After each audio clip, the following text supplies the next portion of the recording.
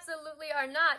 When you are an active duty uniformed member of the armed forces, acting on the behalf of the United States government and subject to the Uniform Code of Military Justice and the Geneva Conventions in a combat zone. Actually, no, even worse. I don't think that was a combat zone. I believe it was in a civilian area. And I'm gonna say something that might seem pretty wild.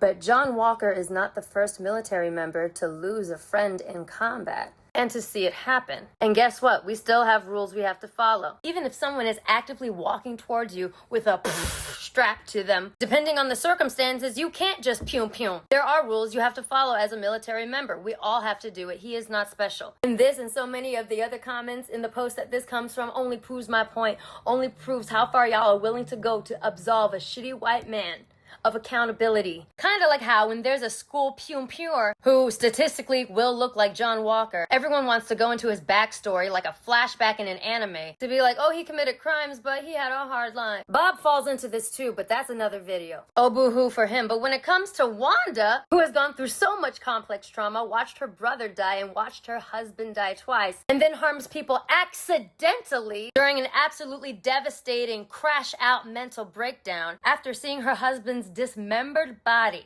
Ugh, what a bitch. Also, let me tell you that if Sam had done the same thing that John did, his black ass would be in Alcatraz, okay? Straight to jail. Let's go a little deeper, shall we? Let me put you on game. That scene of John Walker murking that man is a callback to two other scenes in the MCU. Let's start with Civil War. At the end, when Bucky and Steve are jumping Tony for his lunch money, Steve has Tony on the ground and he assumes the exact same position that John Walker did over the guy he murked. He beats Tony's helmet off with the shield, and during this very heated moment, you see on Tony's face, he's about to take me out for real. He's terrified. All Steve does with that shield is break the arc reactor on his suit. Even during this very heated moment, during which anyone on Team Steve would call a reasonable crash out, he still showed enough restraint to not decapitate Tony, beating his helmet off, and to only damage the arc reactor, thus just temporarily debilitating him, not taking him out. The next parallel scene I want to talk about is in Black Panther. T'Challa, Okoye, Nakia, and Shuri via long distance. They are chasing Claw in Korea. T'Challa finally catches up to him. And the vibes say T'Challa was probably about to take him out for good. He was fucking pissed. This is also happening in a town square. It's almost a mirror reflection of the scene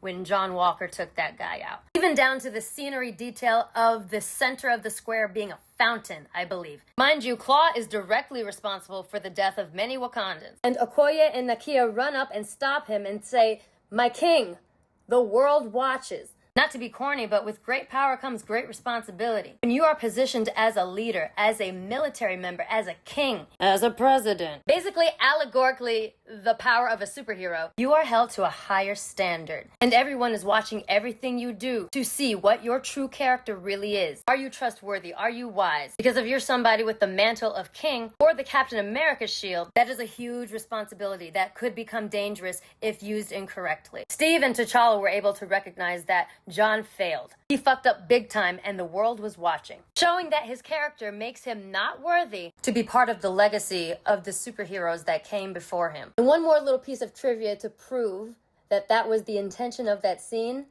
The name of the episode was The Whole World is Watching. Oh, and also, he didn't even murk the guy that actually murked Lamar. He just grabbed the nearest flag smasher that he could catch up to. The fact that he's heavily decorated, the fact that he has a lot of experience in combat, doesn't mean fucking anything when it comes to who gets to hold the shield. Have we forgotten why Steve was chosen in the first place? The government originally wanted to give it to that guy, Hodge. He was big and strong and showing signs of being a promising soldier, and he was a bully. And the doctor advocated for choosing Steve instead. Not a good soldier, but a good man, who, when given this power, will be responsible and empathetic with it. But when the government was given another opportunity to pick who gets the serum, they picked a good soldier, not necessarily a good man, and look how that turned out. So no, he's not justified. And to give an even simpler explanation that is not this long video, when you're Captain America, you don't get to do that shit. So yeah, nice try. Not to be too on the nose, but I can do this all day.